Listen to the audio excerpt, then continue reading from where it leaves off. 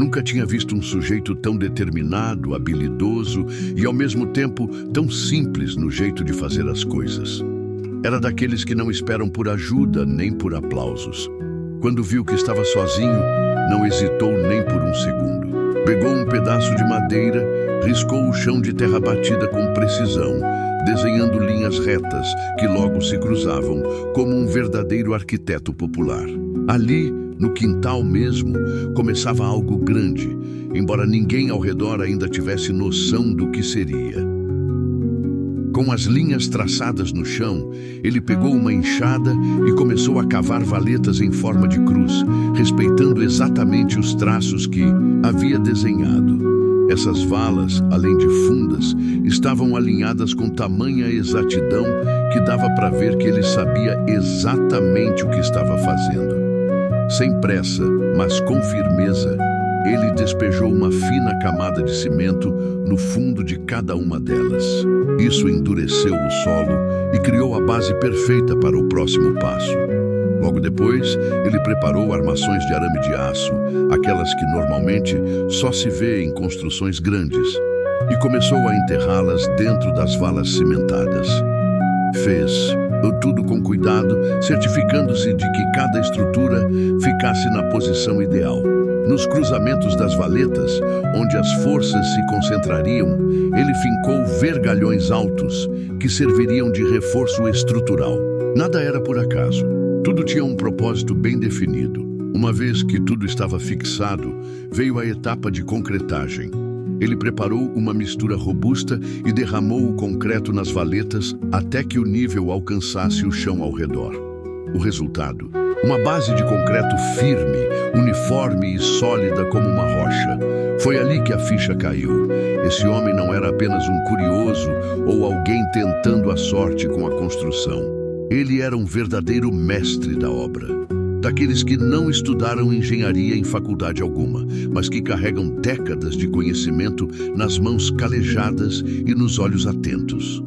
Com a base pronta, deu início à elevação do terreno. Usou tijolos para fazer uma borda ao redor, elevando o nível do solo interno. Preencheu esse espaço com areia grossa, compactando bem cada camada. Em seguida, molhou tudo com água para evitar rachaduras e, com um traço de cimento, fez o contrapiso, nivelando com precisão. Já dava para caminhar sobre aquela superfície e sentir que ali nasceria algo especial. Mas o que exatamente ele estava construindo? Ainda era cedo para dizer. Enquanto isso, os vergalhões que haviam sido colocados nas valetas assumiam um novo papel. Um por um, ele os encaixou dentro de formas de madeira bem montadas, verdadeiros moldes para colunas. Em cada molde, ele despejava concreto fresco, sempre usando fio de prumo e nível de bolha para garantir que cada pilar ficasse absolutamente reto. E quando o concreto endurecia, ele removia a forma, revelando colunas altas e resistentes. Só pelo número delas, já dava para perceber que não se tratava de uma obra qualquer.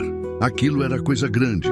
Com os pilares firmes de pé, ele partiu para o próximo estágio: erguer as paredes.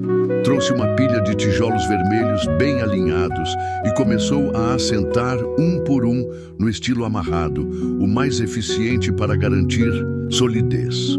As paredes foram surgindo aos poucos, ganhando forma diante dos olhos de quem acompanhava. Janelas e portas já estavam previstas, com espaços deixados milimetricamente certos. Ele não media. Parecia que o olho dele era a própria régua. Em questão de dias, os cômodos começaram a se desenhar como num projeto arquitetônico. Quando terminou as paredes, ele cobriu tudo com uma camada de cimento, alisando bem com a desempenadeira. Isso reforçou a estrutura e, ao mesmo tempo, preparou tudo para o acabamento final. E aí, a dúvida pairava no ar. O que será que esse homem estava fazendo com tanto esmero? A resposta começou a ficar mais clara quando ele escolheu cuidadosamente os pisos internos. Optou por um estilo retrô, cheio de personalidade, com padrões coloridos e simétricos. Em seguida, pintou as paredes com um tom quente, entre o terracota e o creme, que deixou o ambiente acolhedor e até sofisticado. A essa altura, já dava para arriscar um palpite. Uma casa? Sim, mas não uma qualquer.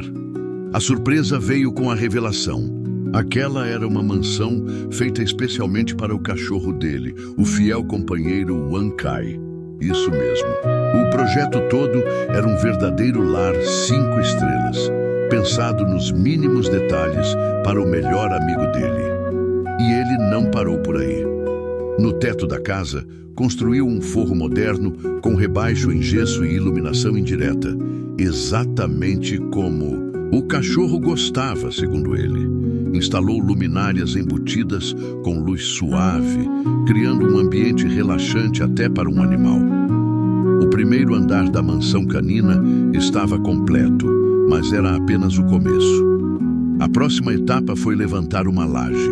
Usando o mesmo cuidado de antes, ele preparou novas armações de aço, posicionou as ferragens com o espaçamento correto e despejou concreto em toda a superfície, nivelando perfeitamente. Quando a laje secou, ficou evidente que era coisa forte, feita para durar. Com a base superior pronta, ele começou a erguer o telhado. Fez um contorno triangular usando tijolos, levantando o esqueleto do que seria a cobertura. Em seguida, posicionou vigas de madeira tratada, alinhando cada uma delas, com precisão quase cirúrgica. Para garantir ainda mais resistência, entrelaçou fios de aço entre as vigas e prendeu tudo com arames reforçados. Depois, cobriu tudo com uma camada de cimento, criando um telhado com volume e design imponente. Não satisfeito, deu um toque final com frisos decorativos moldados em concreto, enfileirados com perfeição ao longo da borda do telhado. Era o toque artístico que faltava para transformar a estrutura em algo digno de revista de arquitetura. Quando a construção da mansão foi concluída, ele partiu para o acabamento externo. Pintou as paredes com tons que combinavam com o ambiente interno, instalou janelas de vidro com caixilhos de alumínio e portas de madeira com acabamento caprichado. Como cereja no bolo, decorou o quintal com ladrilhos artísticos, colocados com simetria impecável. Adicionou ainda um tapete confortável para o cachorro e móveis pequenos, todos proporcionais ao tamanho do morador canino. E assim, do chão ao teto, por dentro e por fora, nasceu uma mini mansão que parecia saída de um sonho. Construída com esforço, talento e muito amor, foi uma verdadeira obra-prima, feita com as próprias mãos.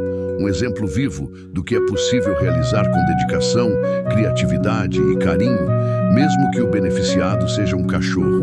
Agora eu te pergunto, para uma casa dessas, feita com tanto cuidado e capricho, quantas estrelas você daria?